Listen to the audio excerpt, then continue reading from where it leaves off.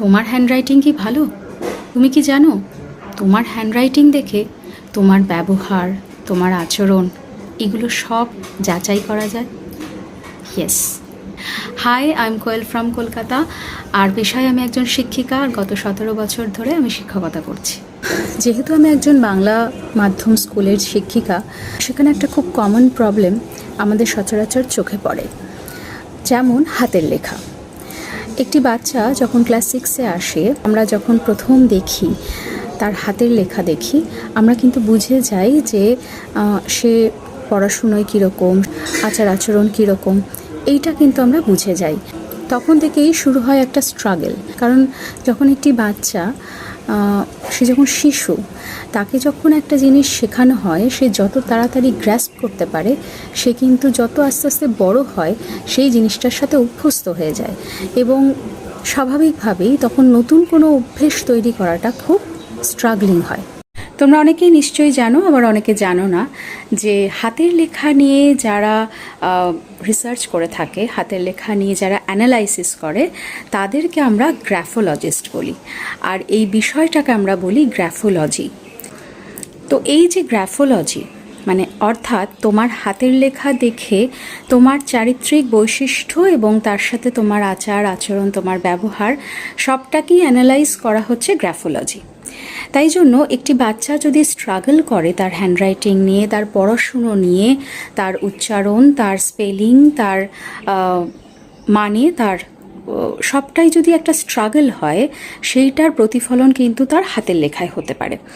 তো সেই কারণে সবথেকে বড় প্রবলেম আমার সাবজেক্টে যেটা আমি ফেস করে থাকি, ইংলিশ সাবজেক্টে, সেটা হচ্ছে হ্যান্ডরাইটিং, এবং তার সাথে সাথে রিলেটেড থাকে স্পেলিং, এবং যে কোনো নতুন শব্দের মানে, তার সাথে প্রোনাউন্সিয়েশন, এবং রিলেটেড থাকে সাথে রিডিং।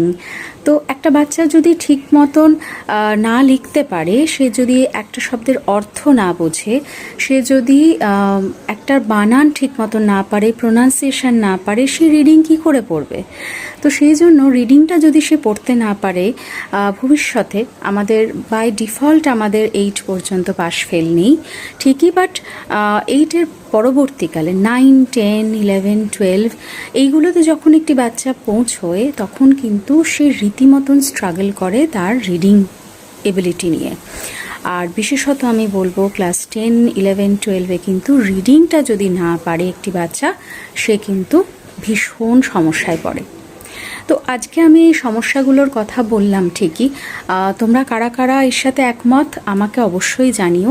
এবং আরও একটি ব্যাপার, এটা কিন্তু শুধুমাত্র বাংলা মাধ্যম স্কুলেই রয়েছে তা কিন্তু নয়, ইংরেজি মাধ্যম অনেক স্কুলেও কিন্তু এই সমস্যা দেখা গেছে, এবং নানান ধরনের মানসিক শারীরিক রোগ একটি বাচ্চার থাকে, এবং তার প্রতিফলনও কিন্তু তার হ্যান্ডরাইটিংয়ের ওপর, তার হাতের লেখার ওপর পড়ে, যেটা আমরা আমাদের ছেলেদের মধ্যে সত্যিই দেখতে পাই।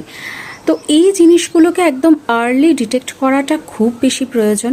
আমার মনে হয় প্রাইমারি লেভেলে, প্রাইমারি স্কুলে পড়াকালীন বাবা মায়েরা যদি আরেকটু বেশি সচেতন হন, এবং তার সাথে সাথে টিচার্সরাও যদি একটু সচেতন হন, তাহলে কিন্তু আমরা বাচ্চাদেরকে এই স্ট্রাগলটা থেকে মুক্তি দিতে পারি বলে আমার মনে হয়। এটা হাই স্কুলে টিচারদের পক্ষে একটু ডিফিকাল্ট হয়ে যায়, কারণ একটি বাচ্চা তখন অনেকটা অভ্যস্ত হয়ে যায় জিনিসটাতে, তাকে নতুন করে শেখানো।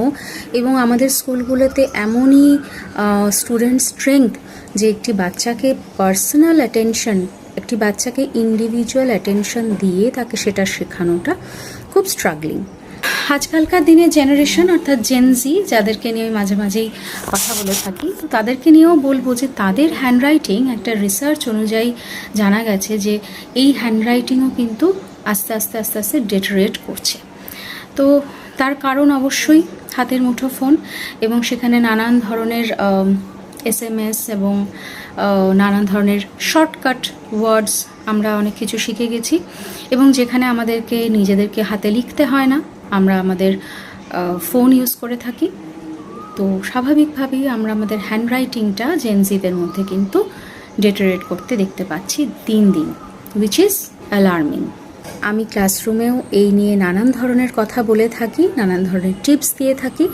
তোমরা যদি এই সংক্রান্ত আরও বেশি কিছু জানতে ইচ্ছুক হও তাহলে অফকোর্স আমাকে লিখে জানিও, আমি চেষ্টা করব এই ধরনের ভিডিওস বানাতে। এবং আজকে যেটা প্রবলেমটা নিয়ে আলোচনা করলাম, নেক্সট ভিডিওতে আমি চেষ্টা করব এটার কিছু সলিউশন তোমাদেরকে বলতে। আর তোমাদের যদি এর কিছু সলিউশন জানা থাকে তাহলে অফকোর্স আমাকে লিখে জানাতে ভুলো না। বাকি সবার সাথে শেয়ার করো, প্রবলেম জানলে তার সলিউশন আস্তে আস্তে আরও বেশি হবে। আমি যা সলিউশন জানি তোমরা তার থেকে আরও কিছু অ্যাড করলে আরও অনেক সলিউশন পাওয়া যাবে। ভিডিও ভালো লেগে থাকলে please don't forget to follow, like, comment, subscribe and share.